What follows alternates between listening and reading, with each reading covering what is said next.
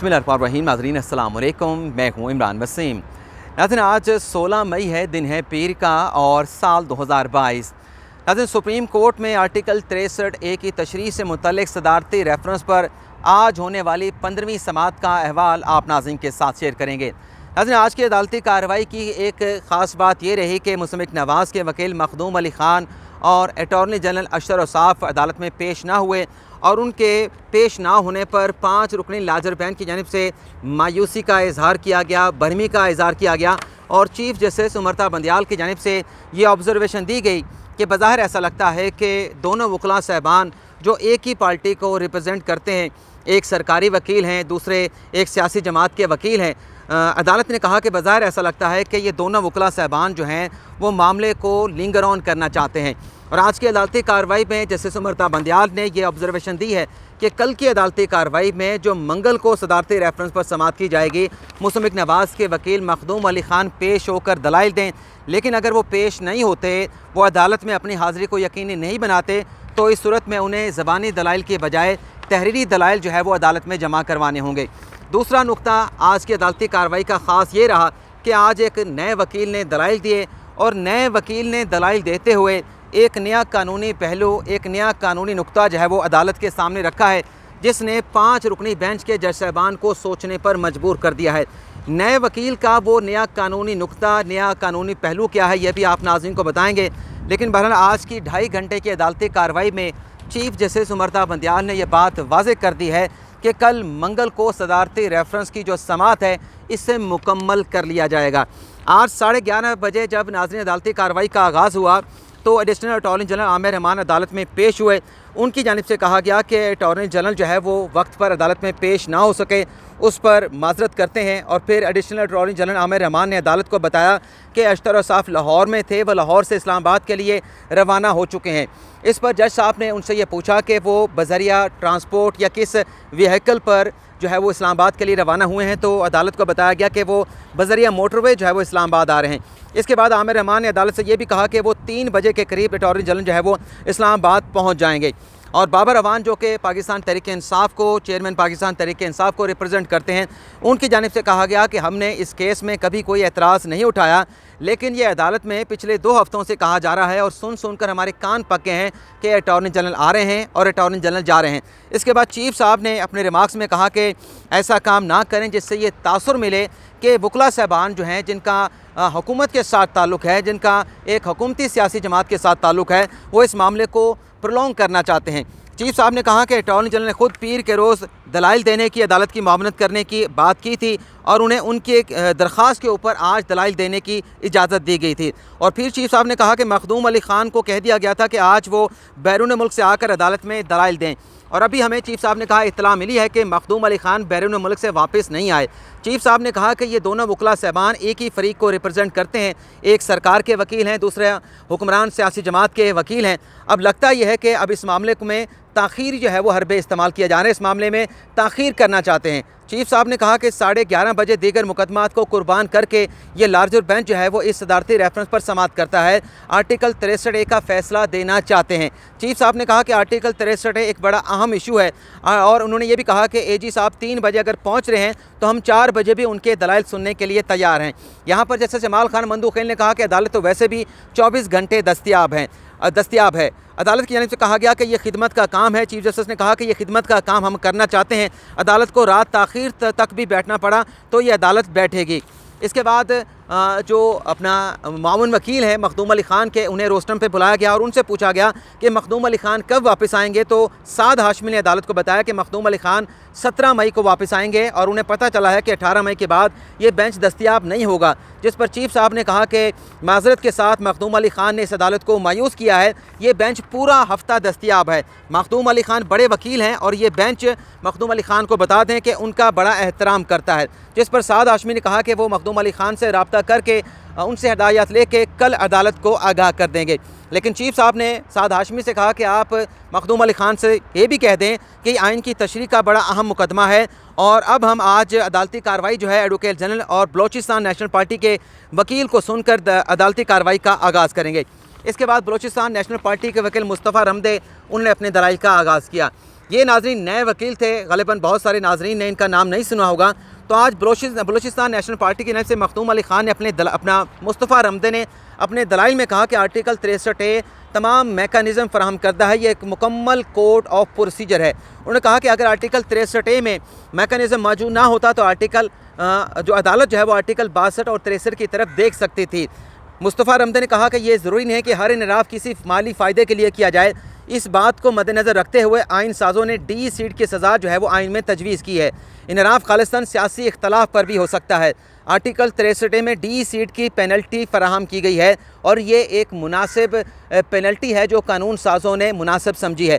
जिस पर चीफ साहब ने कहा कि आप ये कहते हैं कि मुनर्रफ अरकान के लिए डी सीट की सज़ा काफ़ी है।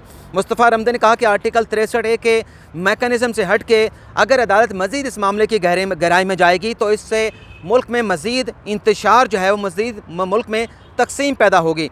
और मज़ीद मुस्तफ़ा रमदे का ये भी कहना था कि एक सियासी जमात के आधे अरकान ने एक तरफ वोट दिया और आधे अरकान ने दूसरी तरफ वोट दिया, लेकिन उस सियासी जमात के सरबराह ने अपने अरकान के ख़िलाफ़ पार्टी डायरेक्शन से इनराफ करने पर किसी किस्म का एक्शन नहीं लिया।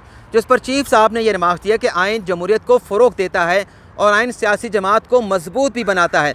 अक्सर इनराफ पे देखा गया है कि पार्टी सरबराह जो है वो कार्रवाई नहीं करते। चीफ साहब ने कहा कि आर्टिकल 63A किसी सियासी जमात को नहीं, बल्कि उन्होंने कहा कि आर्टिकल 63A सिस्टम को बचाता है, सिस्टम को प्रोटेक्ट करता है। चीफ साहब ने कहा कि एक सियासी जमात है और तारीख़ है उस सियासी जमात की कि उनके अरकान ने कभी अपनी पार्टी पॉलिसी से इनराफ नहीं किया। किसी सियासी जमात का चीफ साहब ने नाम नहीं लिया, लेकिन जो इशारा था उससे बज़ाहिर ऐसा लगा कि ग़ालिबन उनका इशारा जो था वो MQM की जानिब था। चीफ साहब ने कहा कि आर्टिकल 63A एक सियासी जमात के हकूक़ की भी बात करता है। आर्टिकल 63A रुकन को 4 चीज़ों पर पार्टी हदायत का पाबंद बनाता है। मुस्तफ़ा रमदे ने कहा कि आपकी बात बिल्कुल दुरुस्त है कि आर्टिकल 63A 4 पॉइंट्स के ऊपर पार्टी के जो अरकान हैं उन्हें पार्टी डायरेक्शन की फॉलो करने का पाबंद बनाता है, लेकिन आर्टिकल 63A अरकान को डायरेक्शन से इनराफ करने से मना भी नहीं करता।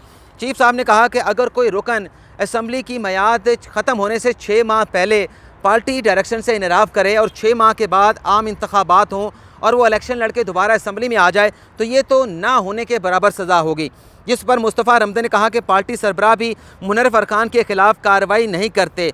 अदालत ने इस केस में तशरीह करते हुए पार्टी सरबराहों का जो कंडक्ट होता है मुनर्रफ अरकान के ख़िलाफ़, उस कंडक्ट को भी सामने रखना होगा। ये नाज़रीन वो नुक्ता है जो आज नए वकील मुस्तफ़ा रमदे ने अदालत के सामने रखा और इस पर अच्छी खासी बहस हुई। जज साहबान ने सवालात पूछे और उन सवालों का मुस्तफ़ा रमदे ने जवाब दिया। चीफ साहब ने कहा कि हो सकता है कि मुनर्रफ अरकान अपने पार्टी के सरबराह को अपने इनराफ से राज़ी करने पर जो है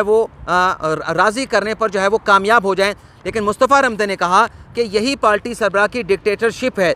हमारी सियासी जमातों में इतनी जमहूरियत नहीं और अगर इस केस में सज़ा बढ़ा दी गई तो जो पार्टी सरबराह है वो उससे मज़ीद जो है जो उसकी डिक्टेटरशिप है उसमें मज़ीद इजाफा होगा। जस्टिस इजाज़ुल एहसन ने कहा कि जमहूरियत का फ़रोग़ कैसे होगा जब हर रुकन अपनी मर्ज़ी करेगा।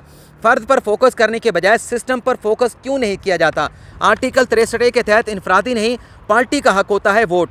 और जस्टिस इजाज़ुल एहसन ने कहा कि क्या 10 से 15 अरकान सिस्टम को तब्दील कर दें, क्या चंद अफराद सिस्टम को डीरेल कर दें, इसकी इजाज़त होनी चाहिए। मुस्तफ़ा रमदे ने कहा कि जज साहब आपने जो ऑब्जर्वेशन दी हैं वो अपनी जगह पर बड़ी अहमियत की हामिल है, लेकिन ये भी देखना है कि क्या वो इनफरादी शख्सियत कौन है। आर्टिकल 95 के तहत अरकान का हक है कि वो जिसको मर्ज़ी चाहें वोट दें। किसी मुनर्रफ रुकन का जो है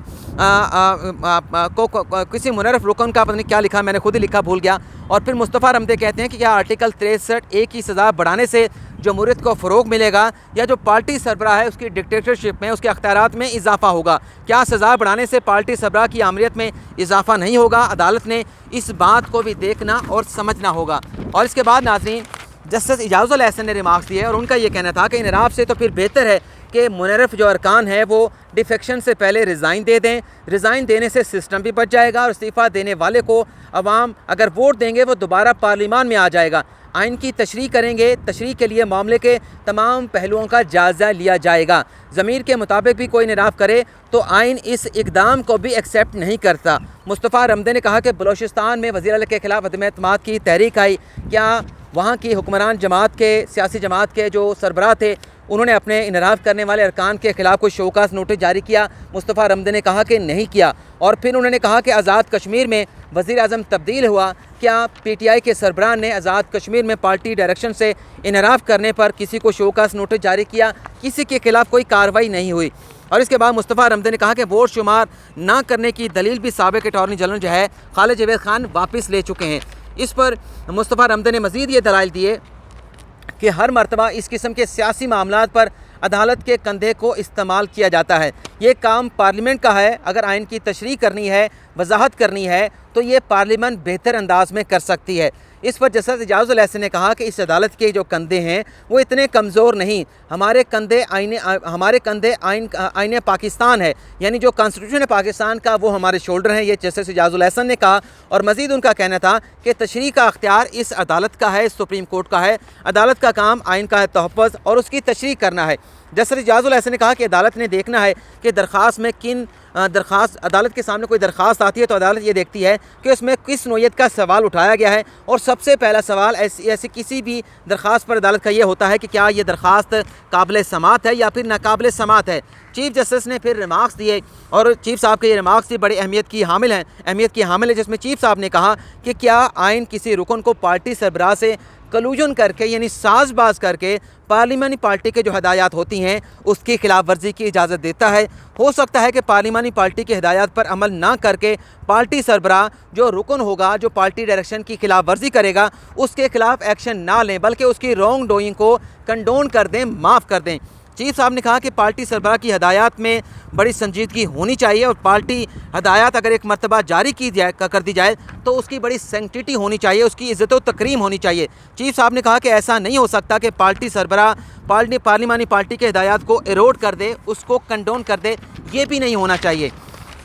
मुस्तफ़ा रमदे ने कहा कि यह हकीकत है कि पार्लिमानी पार्टी का जो सरबराह होता है वो अपनी पार्लिमानी पार्टी की हदायत को कलदम कर देता है, जो जुर्म करता है, जो इनराफ करता है, उसको माफ़ कर देता है। चीफ साहब ने कहा कि क्या आप इस इक़दाम की हौसला अफजाई होनी चाहिए, आप ये कहते हैं। मुस्तफ़ा रमदे ने कहा कि मैं बिल्कुल ये नहीं कह रहा, मैं हकीकत अदालत को बता रहा हूँ कि आर्टिकल 63A डी सीट की बात करता है, लेकिन इख्तलाफ पर वोट्स जो है वो वोट देने से नहीं रोका जा सकता।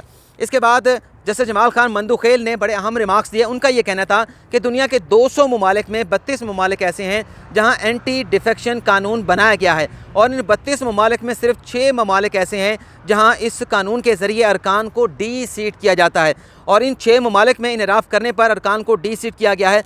आप यहाँ पे चाहते हैं कि इनराफ़ करने पर जो सज़ा है उसे ताहयात नाहली में तब्दील कर दिया जाए। मुस्तफ़ा रमदे ने कहा कि ये रेफरेंस सियासी मफाद के लिए भेजा गया। आर्टिकल 63A से आर्टिकल 95 को गैर मौसर नहीं किया जा सकता।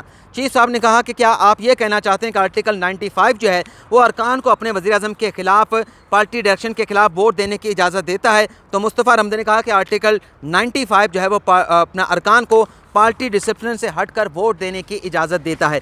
चीफ साहब ने कहा कि आपकी अगर दलील ये मान लें तो इससे तो सियासी जमात जो है वो एक सियासी पार्टी के बजाय एक टी पार्टी बन के रह जाएगी। और ये अपना लाइटर नोट में चीफ साहब की जानिब से रिमार्क्स दिए गए और चीफ साहब ने ये भी कहा कि हम एक बात पे बहस से ये समझे हैं कि पार्टी सरबराह पार्लिमानी पार्टी के हिदायत को ख़त्म कर सकता है। चीफ साहब ने कहा कि क्या पार्टी सरबराह के साथ हुए क्या सरबराह पार्टी के साथ हुए गलत इक़दाम को माफ़ कर सकता है? अगर पार्टी सरबराह रुकन के गलत इक़दाम को माफ़ कर देंगे तो ये आइन के साथ मजाक होगा। क्या पार्लिमानी पार्टी की हदायत की कोई अहमियत नहीं? बाबर रवान ने कहा कि जो पार्टी सरबराह होता है वो भी पार्लिमानी पार्टी का हिस्सा होता है। इसके बाद मुस्तफ़ा रमदे के दलाइल ख़त्म हो गए। अदालत ने दोबारा आमिर अमान से पूछा कि क्या 3 बजे अटॉर्नी जनरल पहुँच जाएंगे, तो आमिर अमान ने कहा कि 3 या 4 बजे अटॉर्नी जनरल पहुँच जाएंगे, जिस पर उन्होंने ये भी अदालत से दरख्वास्त की आमिर अमान ने कि समाअत को कल तक मुलतवी कर दिया जाए। लेकिन एडवोकेट जनरल खैबर पख्तूनख्वा अदालत में पेश हुए। उनकी जानिब से कहा गया कि वो अदालत में दलाइल देने के लिए तैयार हैं, तो उन्होंने अपने दलाइल का आगाज़ किया। लेकिन उनके दलाइल से पहले चीफ साहब ने कहा कि हम उम्मीद करते हैं कि मखदूम अली खान कल पेश होंगे। अगर वो पेश नहीं होते तो फिर वो तहरीरी दलाइल जमा करा दें और कल सदारती रेफरेंस पर कार्रवाई को मुकम्मल कर लिया जाएगा।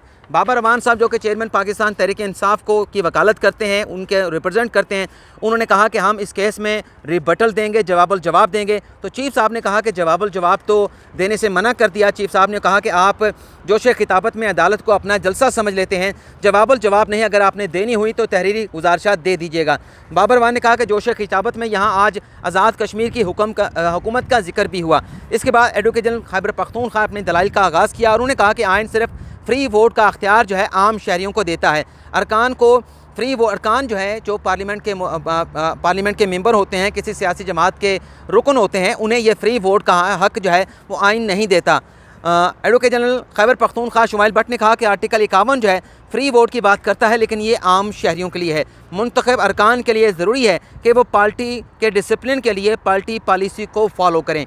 इसके बाद नाज़रीन, आज की अदालती कार्रवाई को कल तक मुलतवी कर दिया गया है और कल की अदालती कार्रवाई बड़ी फ़ैसला कुन है।